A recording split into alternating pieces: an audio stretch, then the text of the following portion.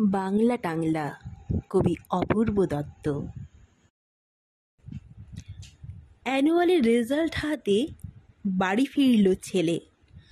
মা বলল, কোন পেপারে কত নাম্বার পেলে? হিস্ট্রিতে মম 84, ম্যাথসে 90। মা বলল, fantastic, just like a hero. Science, Dad, not so fair, only 69. English is just 92, altogether fine.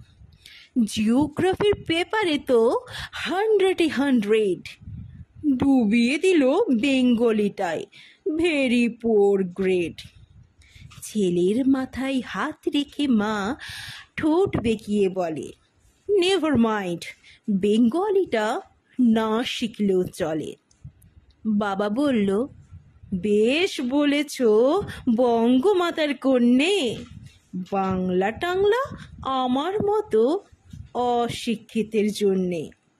Vidyasagar, Rabindranath নেহাত ছিলেন বোকা, না হলে কেউ শখ করে হয় বাংলা বইয়ের পোকা।